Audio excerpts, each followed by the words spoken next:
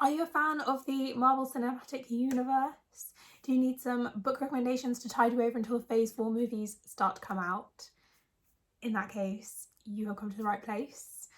I am Liberty, and today I'm going to be recommending some book series or standalones for some of the Marvel franchises. If you enjoy these recommendations, do give it a thumbs up, and I make tons of book recommendation videos, so do check them out. Anyway, I'm gonna shut up and get straight into it.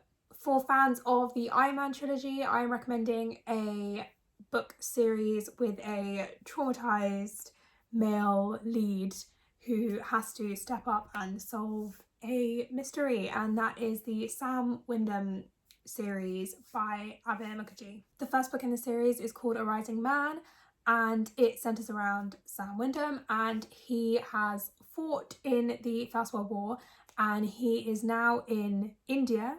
He's in Calcutta, and he is sort of being put in charge of the police force. We're talking the British Raj, and obviously this is a murder mystery, so he has to solve the murder of a British civil servant, and thus it has political implications too, because there is some like independence rumblings mixed in with the mystery. The main character is, of course, flawed and a little broody, as you would expect, but he's definitely someone that you want to root for, and you get to see every part of India. You get to see the British institution of government, you get to see the lives of ordinary Calcuttans.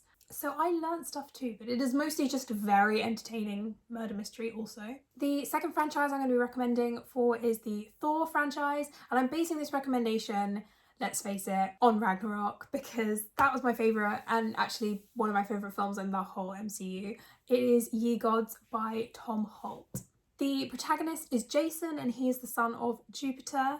I think Percy Jackson meets Terry Pratchett's Discworld series. He is very much like going off, being a hero, teenager, then coming home and having to do chores. In this version of events, Prometheus was chained up not just for bringing fire to humans, but also for bringing humour to humans. He brought the first joke to Earth.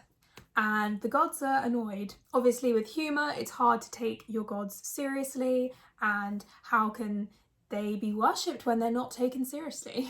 So the gods are trying to take humour back, and Prometheus teams up with the eagle who eats his liver every day to try and stop them. It's got a very British humour to it, which I massively enjoyed, obviously, and there's hijinks and all sorts.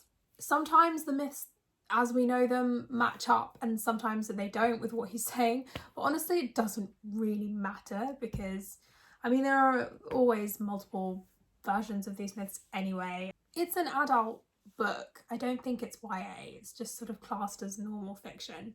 Next, I am recommending a book for WandaVision. Now, I love Wanda. Wanda is my favourite character in the whole of the MCU, like ever since Age of Ultron. For this, we're looking for something quirky and hilarious, but with real emotional pull. And for this, I'm recommending the Hitchhiker's Guide to the Galaxy series by Douglas Adams. The main character is Arthur Dent, and at the start of the first book, he is on Earth, he's living his life, and his best friend, he is an alien from outer space who is a researcher for the Hitchhiker's Guide to the Galaxy. Together they escape the Earth seconds before it's due to be demolished to make way for a hyperspace bypass, and they sort of end up on this huge adventure which takes them all around the galaxy. It's amazing because it was 1978 or something, and he predicted like tablets, voice activated, like Alexa, you know, all that kind of stuff. Anyway, they meet all sorts of characters as they travel through space. Zaphod Beeblebrox, the three-headed president of the galaxy, and Marvin, the genius but chronically depressed robot, is another fave. You also get excerpts of the guide read out to you either by the characters or just as part of the prose. It's funny, weird and wonderful. If you ever hear references to the number 42, this is where it comes from.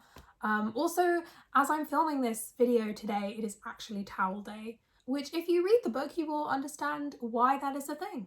I think it's one of the best-selling books of all time. Like, it's one of those books that you have to read at some point in your life. So make it now. The next film franchise I'm recommending for is Ant-Man. And for Ant-Man, we are looking for a underrated character with a very big impact. And I am recommending another mystery series. And it is the Baby Ganesh Detective Agency series. And that is by Vaseem Khan. The first is called The Unexpected Inheritance of Inspector Chopra, and it is of course centered around Inspector Chopra, and he is retiring from the Mumbai police force.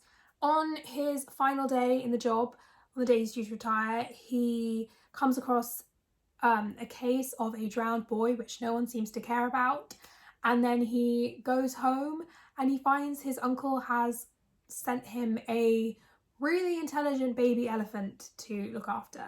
He decides that he is going to solve the case of the drowned boy on his own, and with the help of the elephant, he ends up all around Mumbai, influential people in the slums, everywhere, to try and solve it.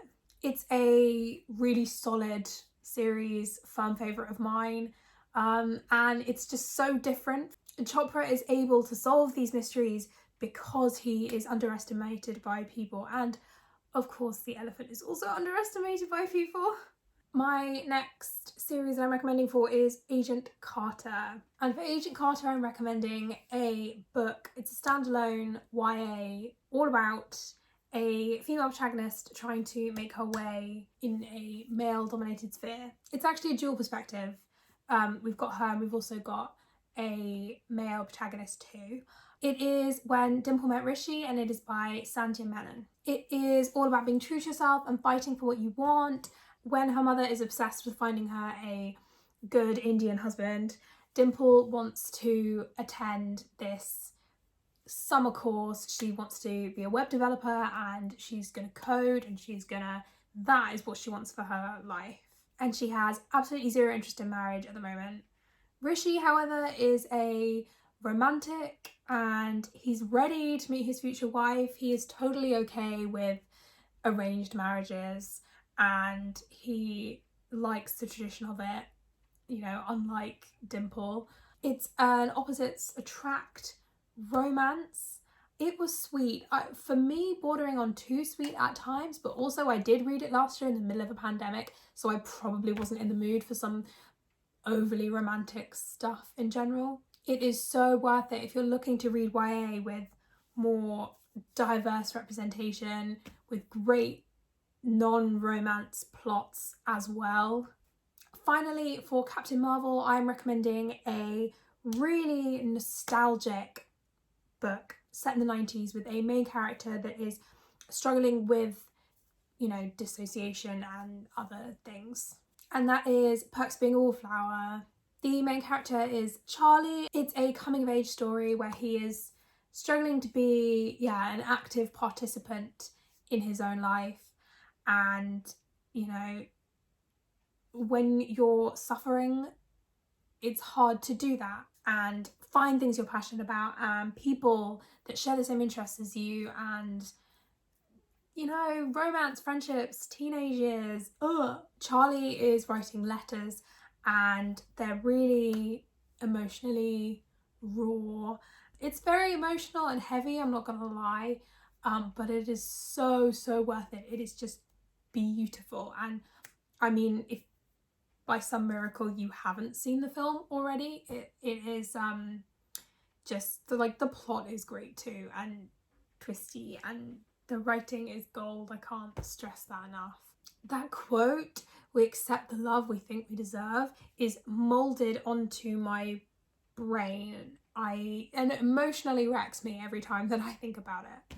I think this novel is a real testament to that feeling of the fear of the unknown, fear to make choices and the fear to do things.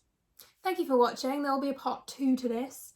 So if you haven't seen your favourite superhero, they will be in part 2 probably. Question of the day: is The Falcon and the Winter Soldier any good?